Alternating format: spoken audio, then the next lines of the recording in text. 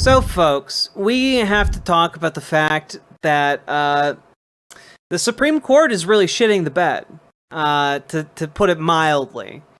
They have put out a decision today on their shadow docket, meaning we don't actually get to see any of the internal deliberations that are taking place. We don't get any real reasons for the rulings. It's genuinely beyond the pale what this current Supreme Court is doing. It's not a surprise per se, but the implications for this particular outcome are extraordinary. Just absolutely extraordinary.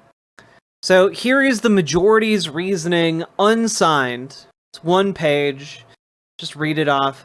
On September 3rd, the United States District Court for the District of Columbia entered a preliminary injunction directing the executive to obligate roughly $10.5 billion of appropriated aid funding set to expire on September 30th. Of that $10.5 billion, $4 billion was proposed to be rescinded in a special message transmitted pursuant to the Impoundment Control Act.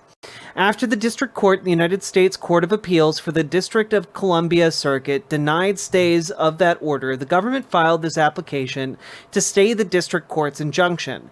The application for stay presented to the Chief Justice and by him referred to the court is granted. The government at this early stage has made a sufficient showing that the Impoundment Control Act precludes a respondent's suit brought pursuant to the Administrative Procedure Act to enforce the appropriations at issue here. The government has also made a sufficient showing that mandamus relief is unavailable to respondents. And on the record before the court, the asserted harms to the executive conduct of foreign affairs appear to outweigh the potential harm faced by respondents. This order should not be read as a final determination on the merits. The relief granted by the court today reflects our preliminary view, consistent with the standards for interim relief. So basically, to kind of bring that all down, mandamus, whatever. Basically, to break that all down, the Supreme Court is basically saying, look, it's not a final decision. It's just like our preliminary read on it. But we're going to grant you that stay, i.e. you don't have to pay that $4 billion in foreign aid that Congress said bindingly with the power of the purse that needs to be spent. Guys, this is the president assuming unilateral authority to decide who gets our tax money. Is supposed to be controlled by Congress. And then the executive branch is given a mandate to spend that money. What is happening here is that the U.S. Supreme Court has given the Trump administration, in a way that might be interpreted charitably as, temporarily, and temporarily here is the charitable interpretation of what they have done, but given him the authority to basically say to Congress, well, yeah, sure, you all voted to approve funding for this, but I'm not going to fund it. And in fact, I'm just going to use it in a completely different way that Congress hasn't given authorization for. This is, I mean, best case scenario interpretation here is that the shadow docket it wants to give the government more time to make their cases more solid or whatever, and essentially show oh, see, there aren't a bunch of harms happening directly as a result of this, while still maintaining some control. But that is the most charitable view of what's happening here, and what, even in that charitable view, we are seeing an unprecedented destruction of our civil liberties. When we talk about the American Revolution and the calls for no taxation without representation, the idea that a king could just unilaterally tax his colonies, without any kind of acknowledgement of the people who actually live there and what they need or want That was one of the primary motivators for the Revolutionary War, one of the rallying cries for the Revolutionary War. And we are just, I guess Donald Trump just saw that and said, hey, that sounds like a good idea. I should, do taxation without representation. And my understanding is that this is one of those sacrosanct ideas. But if the president is ignoring the money that Congress is appropriating and just not spending the money as Congress dictates, then you effectively have taxation without representation. Because the only person deciding how the money is being spent is the president, the executive branch. Republicans are completely complicit with this attempt. And make no mistake about it, what this ultimately is, folks, is an attempt to make Donald Trump king. And there are going to be some Republicans out there who say, oh, well, it's just for foreign aid spending. Like, oh, it's just for foreign aid spending. It's just tailored. Like, oh, yeah, the president has, the authority to, it has to spend all the money that's being spent domestically. But if it's being spent foreignly, then the president has to have complete and utter control to cut that under his powers over foreign affairs. But like, what is happening here is the destruction of our separation of powers. This is another further attempt to consolidate power behind Donald Trump and the Trump administration. Could Trump just steal all of Amtrak's money and dismantle the only reliable passenger train reliable? Yes. What this means, what this stay means, is that Donald Trump, under this current model, gets to unilaterally decide who gets money. He's already been sitting on Truth Social like a feudal lord, giving out like disaster relief money via dictate on Truth Social like a king. He's been doing that for months now. And what like if he's treating disaster relief like that, he can treat Amtrak's budget like that. He can treat any budget appropriated by Congress like that. That's the kind of power that we are talking about. We are talking about a true destruction of the separation of powers. And I mean, like, the dissenting justices wrote their reasoning, but this part is most relevant to that. So the standard for granting emergency relief is supposed to be stringent. The executive has not come close to meeting it here, and the consequence of today's grant is significant. I appreciate that the majority refrains from offering a definitive view of this dispute and the questions raised in it, but the effect of its ruling is to allow the executive to cease obligating $4 billion in funds that Congress appropriated for foreign aid, and that will now never reach its intended recipients, because that result conflicts with the separation of powers I respectfully dissent.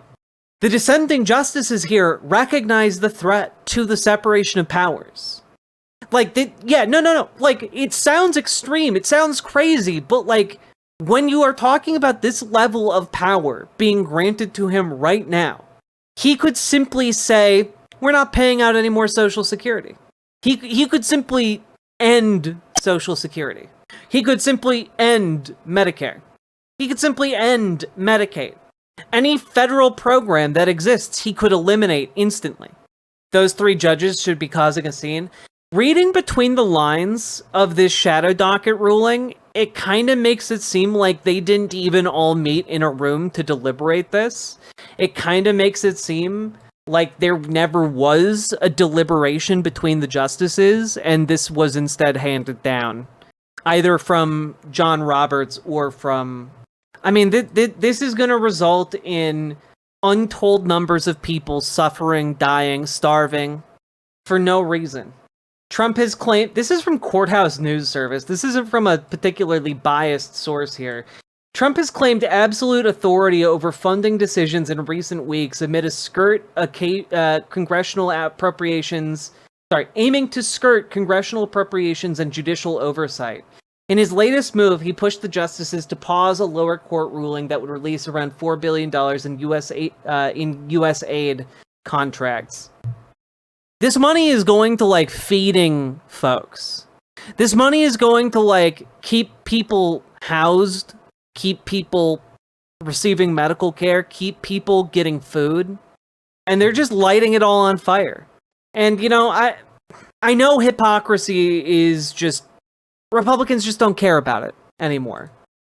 But, like, I don't know, it just kind of seems to me that maybe somewhere in John Roberts' heart, that hypocrisy should start getting louder. Here is something that John Roberts wrote in 1985, 50 years ago, right? No, 40 years ago. 40 years ago, under the subject of impoundment authority. Huh. Weird. Wonder where this is going. Chief Justice John Roberts and Chief Justice Roger Taney are racing to the bottom of the worst Supreme Court justice in his history. Pepe mods asterisk asterisk asterisk asterisk those asterisk asterisk asterisk asterisk asterisk asterisk asterisk biatches. Indeed. I agree. And Smelanie, thank you for the $5 dono. David Chu asked our office for general information on the president's impoundment authority. He originally asked Joe Wright for such information and was provided the packet at tab A, but thought a clearer exposition was necessary. I talked with Chu to obtain some sense of what he was interested in, and he indicated that the issue of impoundment was raised in general discussions of how to achieve budget goals. The attached memorandum simply outlines the requirements of the Impoundment Control Act of 1974. Touches upon unresolved Chadha issue presented by that act and attempts to dampen any hopes that inherent constitutional impoundment authority may be revoked to achieve budget goals. May be invoked to achieve budget goals. A note, as noted in the memorandum, the question of whether the president has such authority is not free from doubt. But I think it clear that he has none in normal situations, and we should discourage Chu and others from considering impoundment as a viable budget planning option. Our institutional vigilance with respect to the constitutional prerogatives of the presidency require appropriate deference to the constitutional prerogatives of the other branches, and no area seems more clearly to the province of Congress than the power of the purse. This is literally the opposite of how he ruled today. And I know, like, I know that pointing out this shit at this point, pointing out the hypocrisy at this point, just a lot of conservatives just don't care anymore. They're in post-truth world. But in the interest of pro-truth world, this is some next level hypocrisy. They just care about power. And the sooner we reorient our politics to align with power building, the better. Because it's the only thing they care about, and they pursue it with a singular abandon. And our power is in organizing. Our power is in meeting with one another and working together. Their power is all in corporate checkbooks. They don't got the people to back it up. So if you want to organize, if you want to do something about this, and you should, because we need to be able to fix this Supreme Court, and the only way forward on that is organizing ourselves. Organize on the local level, and then link up on the state level, and then link up on the national level, and build up power. So, you can do that. Join your local library. Join your local, LGBTQ center. Join your local homeless shelter. Join your local church. Foster progressive leftist politics wherever you go. And work together. Unionize your workplace. And if you don't have anywhere else, and if you don't know where else to organize in your local Dems. Get them better politics in there. Get better politics to organize your community. And if you don't want to go there... I think the last few years broke Roberts. I mean, true. He was deathly afraid of being the modern-day Taney. Trump made it unavoidable, so he's given up on the court's morality. Yeah, and just thrown it straight into hell. Thank you for the $5 dono, Paladin. But also, folks, organize in DSA. In an ideal world, plug your DSA organizing into all those other organizing avenues. Join your DSA, join your local Dems, radicalize your local political scene, get better politics, and get better politicians in power, because we must build that kind of power base. Get out of the, desire to sit around and be the most correct person in the room. Figure out how you guys are going to form effective political coalitions in your local area, because that's what we need. Who is Robert? John Roberts is the Chief Justice of the current Supreme Court. We're still valuing democracy, though? Yeah. But that democracy needs power behind it. We must be its backbone. And no one else is going to stand up to do it. So stand up loudly, stand up proudly, stand up powerfully, and get to work. DSA here in Chicago is sitting on its hands right now, needs more support and engagement. Let's get more people in the Chicago DSA. Let's fucking go! Yeah, make a T-pose if you must, indeed. But I know things are bleak, but we can in fact deal with this. We can in fact meet this moment. It simply relies on us being willing to do the work that it takes to organize, to show up, to be in solidarity with each other, and to have each other's backs. So, with that being said, let's move on. Remember to like, comment, and subscribe. Riverboat Jack is coming to town. All the viewers gather around. Twitch and YouTube and swishy streams. All that content is bursting the seams. Politics, gaming, and plenty more. Your sense of fashion you'll adore. So grab your stuff and hop aboard. We're going straight to Jack's